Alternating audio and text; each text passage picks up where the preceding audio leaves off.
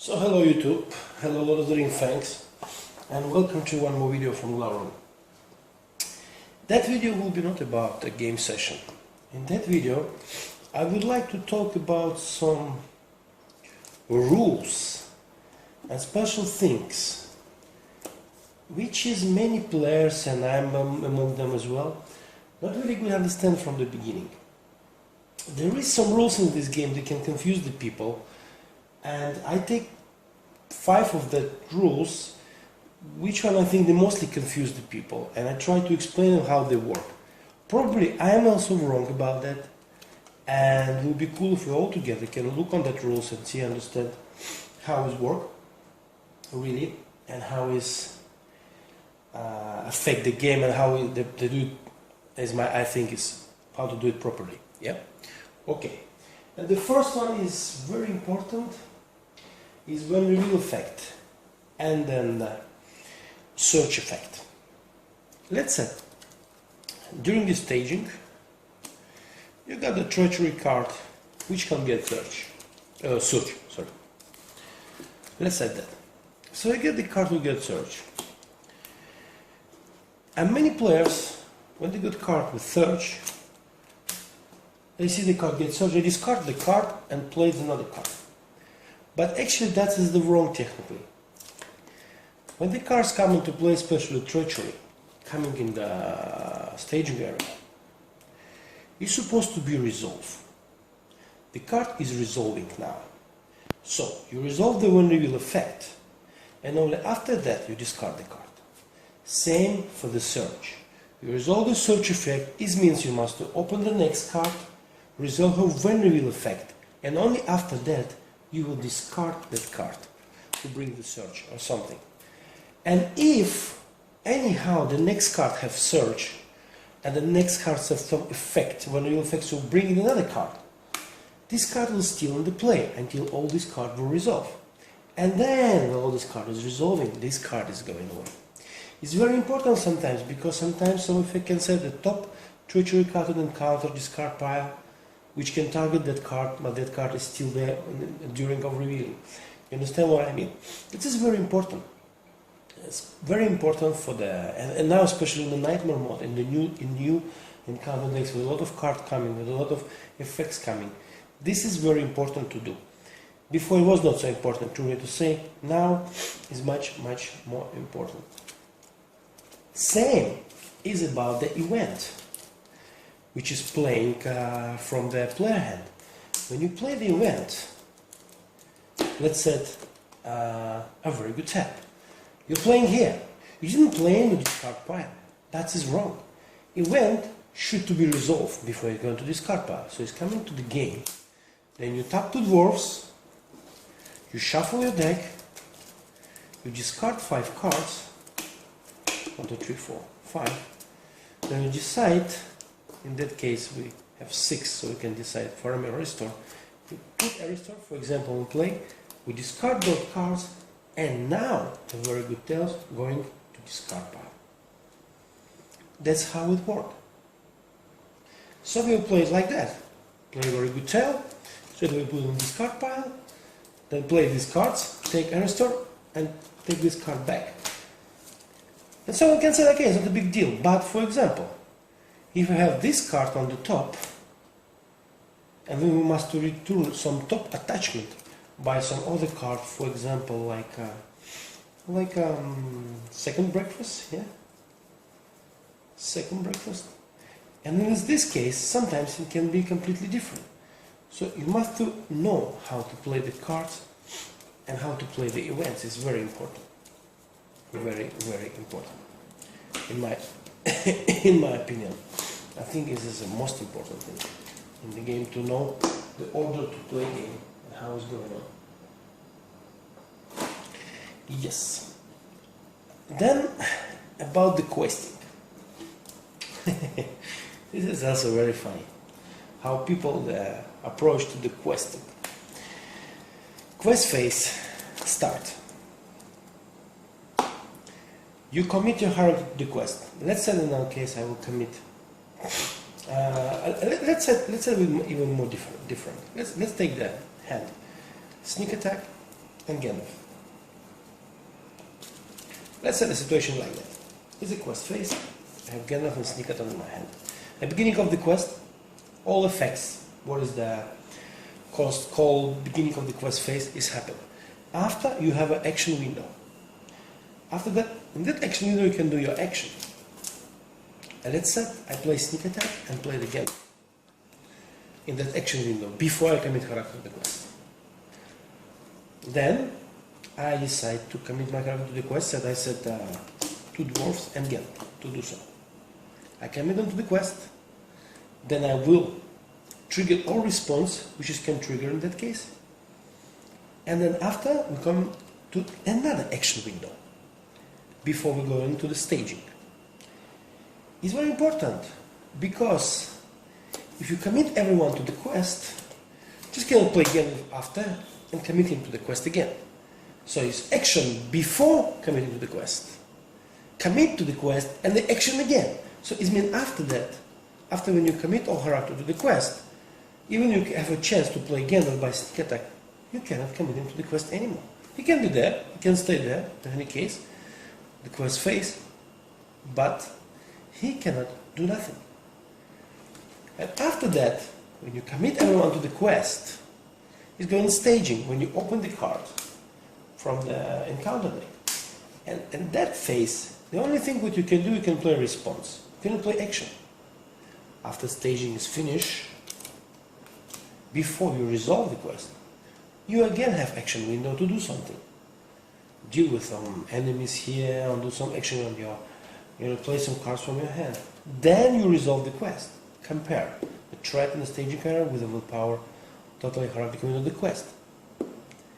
And after that, when you are resolved and put the tokens, progress tokens on the quest side, you still have another action window to do something again.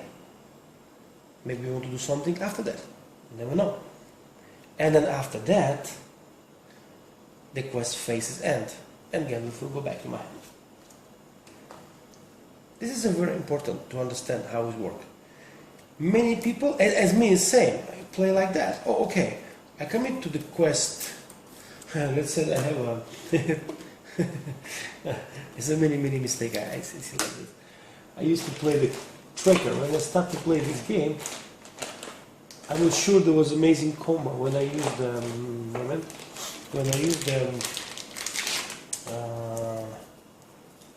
a tracker. And you have it. I show you that combo, what I think is a cool combo. So what I do, I tap Yovin, discard tracker, to move to the quest, to make let's set, I must forget the hero as well for this combination. It is a bit wrong. Moment, I need the heroes. Yeah, it was different, sorry. It was different. It was the order there. Yeah, it was like that.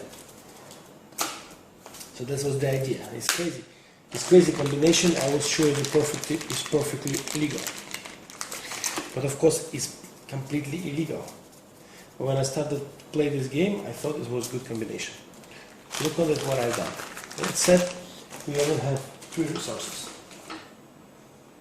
And I have tracker in my hand here. So I commit Glaurung to the quest, and I commit Theory to the quest. Response, I give you 1 resource. Then I will discard the tracker, choose your ability, and play the stand and fight, remove 4, play tracker back, and commit tracker to the quest. Amazing combo, right? But is illegal completely, that combo. You cannot do that. You commit character to the quest in one go. You commit, you done. Now is responses. She have 3, she get 4. Yes, you still can discard him. You still can play him by stand and fight, for sure. But in that case, you cannot commit him to the quest anymore because the commitment is already done. You cannot play action during the commitment to the quest. That's the idea. You still can play tracker, but you will be not questing this round. That is very important to understand. I have a lot of mistake with that before. So I hope now it's much more clear here. Yeah, that was about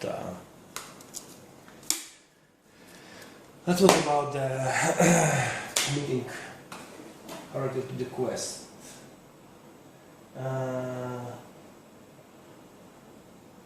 Yeah, the next is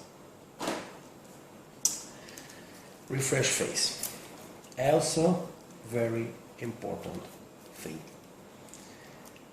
Also, I do mistake, and many players do mistake. I want to try to clear the situation as much as I can. Let's set refresh phase. What that mean? First, we refresh all hierarchy. Second one, we must add the thread by one and pass the first player token if we play cooperation game. And after that, you have the action window. That means, for example, if you have a Gandalf, before you will discard him, you can play, let's say, word of command. Exhaust the history hierarchy to switch your deck for one card and add it to your hand. Shuffle your deck. So you tap Gandalf, pay your resource, get the card in your hand. Let's say it will be another Gandalf. Who knows? Gandalf will shuffle himself like that. For any card, right? Yeah, one card. And then, end of the round. End of the refresh phase, Gandalf is discarded. But you have already another Gandalf in your hand. That's how you can use the word of command, for example.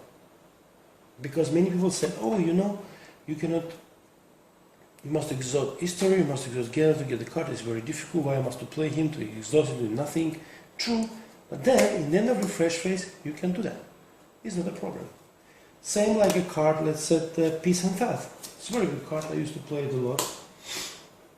You untap everyone, add your threat, and then you tap 2 heroes to draw 2 cards. 5 cards, sorry. But they will be tapped, they will be exhausted for the whole next round. If you don't have any other actions or events to ready them. That is also very important. And also ability of Aragorn. Set refresh action. Let's say you have a 49 threat. Yeah. You untap everyone. You ready everyone at the beginning of refresh phase, and then you must add thread by one, and you will lose the game. Because after the thread, you have a refresh action.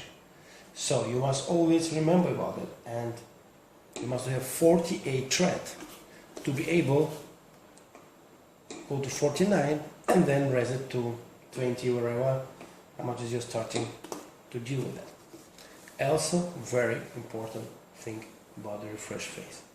Yes. Many players also do the mistake, I saw it many times. Some players do that mistake about the game.